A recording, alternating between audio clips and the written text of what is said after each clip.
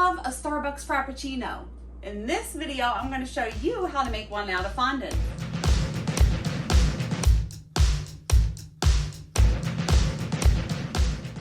Hi guys, it's Karolyn. I'm back with another video, and if you're new to the channel, welcome. I am a professional cake decorator just outside of Philadelphia. I've been decorating cakes since 2002. And on this channel, I share my tips and tricks and ways that I bake and decorate cakes to help you along your journey. So if you want to join the family, then just join the family is weird. I need to think of something else to say. But if you want to join me, then hit the subscribe button and the bell notification so you can get notified whenever I release a new video.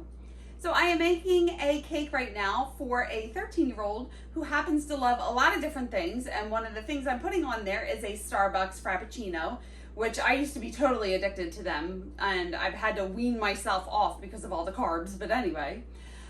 So I want to show you how I do that. To start, you want to print this out. I will link this below, the picture.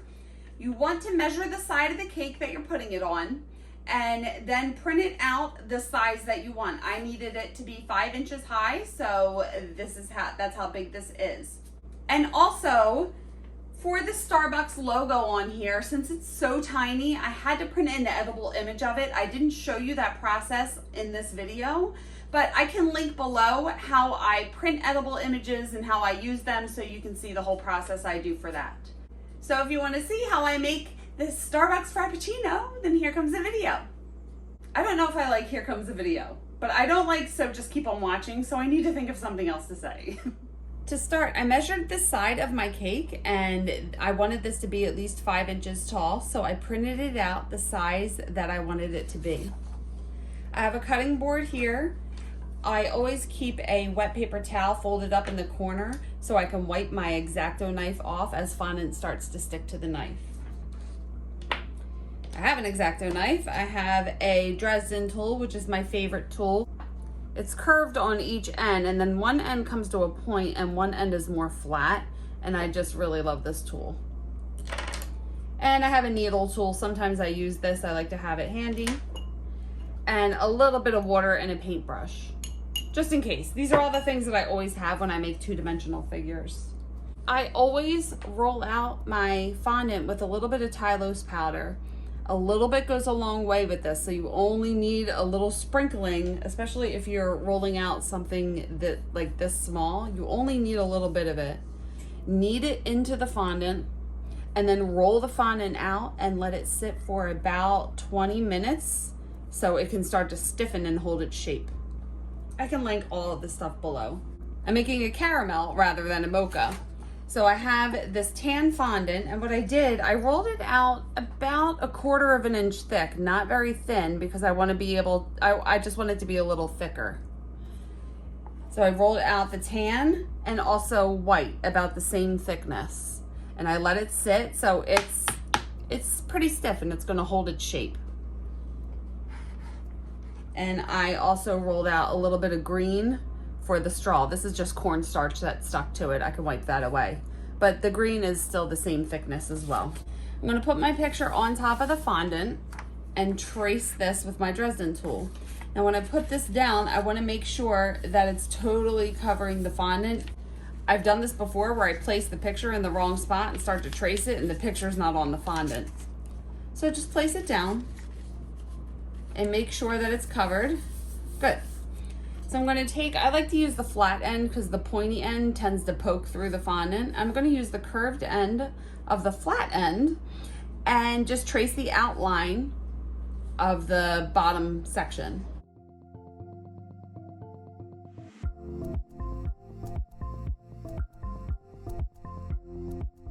Now I got the bottom 3 parts. I have to draw a line across the top. So what you have to do is look past where this whipped cream is and just find the line. Like I'm continuing this top line all the way across to the edge. Doesn't have to be perfect because the whipped cream will cover that part. And now I'm gonna do the 3 little lines on the inside.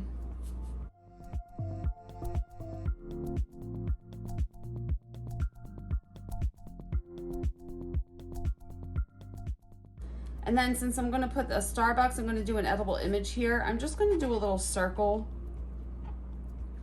just so I know where to put the image. All right, then peel that away. And now I can see the outline of what I just drew.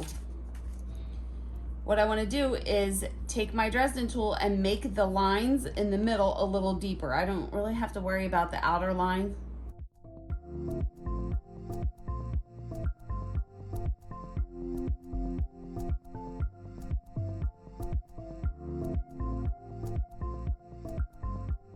And now I really can't see this line at the top, so I just want to make that line a little more prominent so I can see where I'm cutting.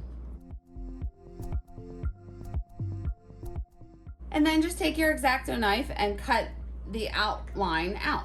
What I like to do is I don't like to put it in the fondant and just cut like that, because sometimes it can drag the fondant. So I like to cut about halfway down and just make the line, and then I'll go through and cut the whole thing out. So just do a shallow cut first.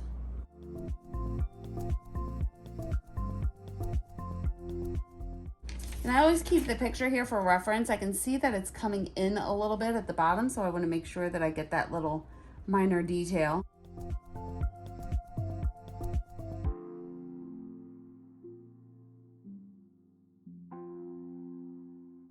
Okay, now that I have the shallow line, I can cut a little deeper. So put the knife straight up and down and just cut everything out.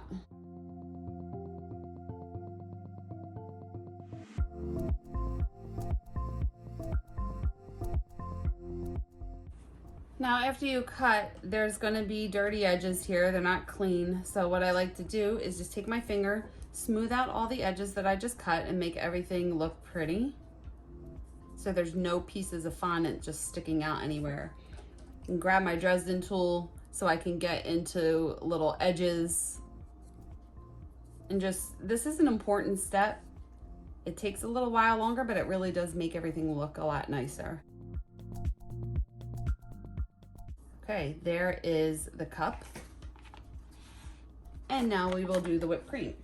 Same thing, put this down and make sure that the picture is completely on top of it.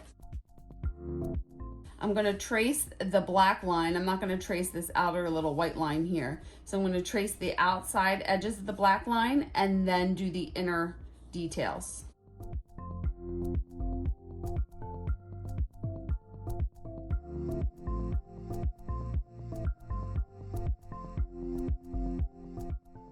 And I'm just gonna connect this imaginary line right here.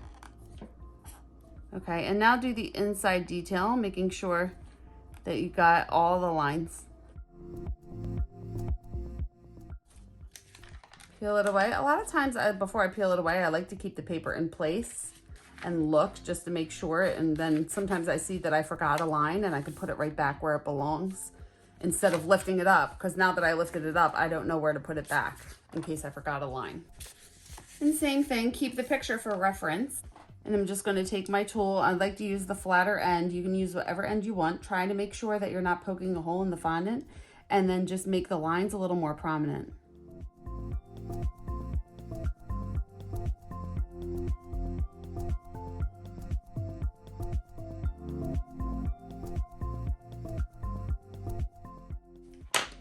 Then do the same thing.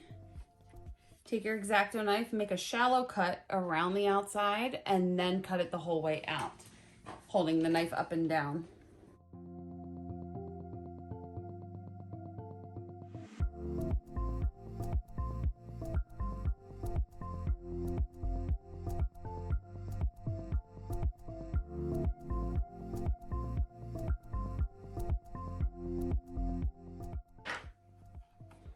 Now you could see all these little pieces sticking out and how the edges are a little funky. So do the same thing, smooth it out with your fingers and take your tools and just make everything pretty.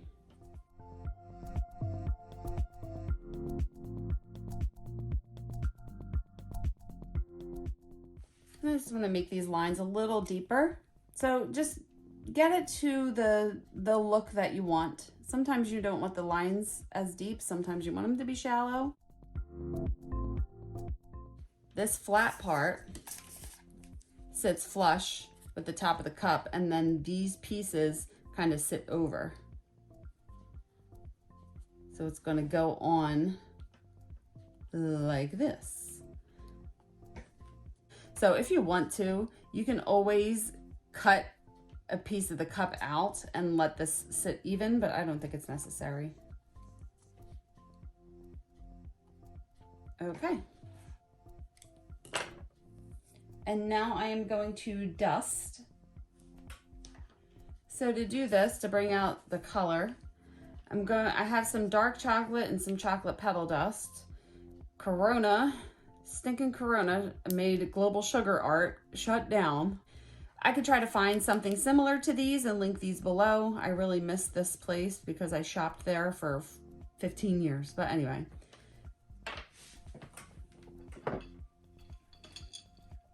Here's my dust plate. I always have a plate of dust. I already sprinkled these on here from another cake that I was making this week. So I have a light chocolate right here, and I have dark chocolate right here.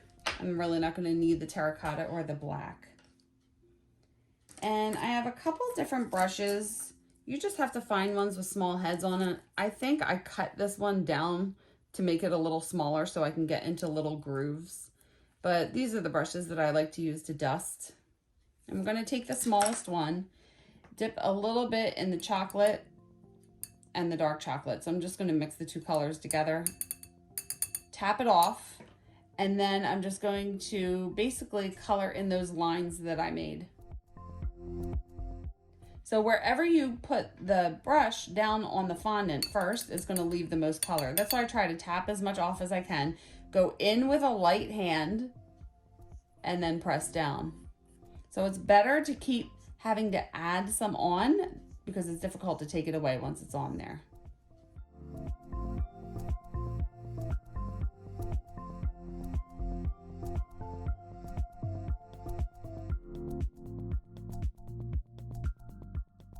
And I'm going to do the same thing for the little lines up here in the whipped cream.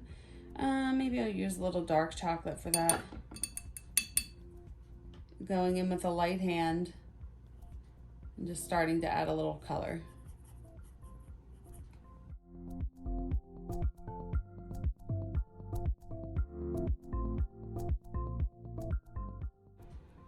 And then I'm just going to dust a little bit on the outer edges as well.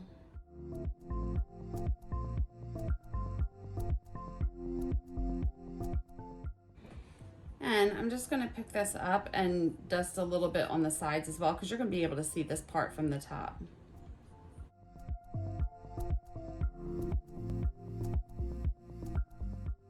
Just want to add a little more color to this, so I'm just going to dip it. I'm probably going to mix, I'll mix both colors together, the dark chocolate and the chocolate. Tap it off, and really I'm just going to kind of shade it in so it's not just a stark tan against everything else. This kind of gives it a little more life, if you will.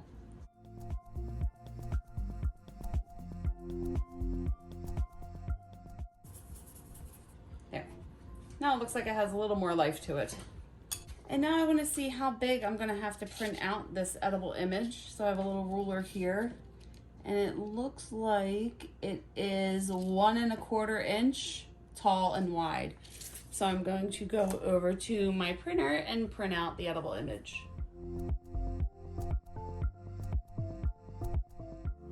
Now this has been drying, I'm just going to take my scissors and cut out the circle.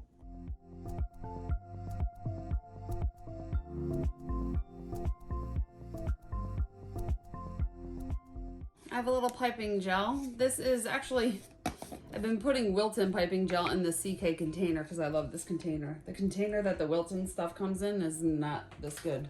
But anyway, a little paintbrush and take a paintbrush and get a little bit of piping gel on the back. Flip it over here. Now, when I put piping gel on the back of something, you have to make sure that you don't move it around, because if you do, piping gel is going to get on the front of the picture. So hold it steady and paint piping gel on the back, and then hold it down with the brush, lift up your finger, and then move it to the other side so you can paint the rest. Lift up. Now I'm just going to put this where that circle is that I made. And the last thing I have to do is the straw. So I have the green fondant here, and just put this on top, do the same thing. I mean, I guess I could cut a ribbon out, but this is just easier. Just trace and cut.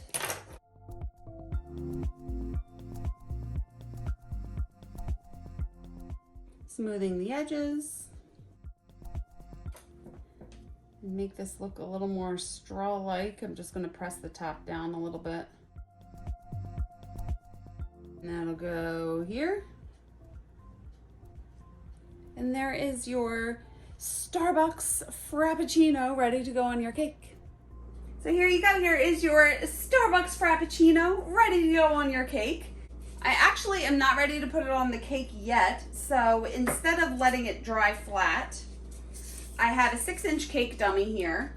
It's going on a 4-inch cake, but there's enough curve in this 6-inch dummy. There's enough curve in this 6-inch dummy for it to dry with a curve that it will fit on the 4-inch cake. I don't need to put the straw on here, but I'm just gonna let it dry on this to have a curve to it.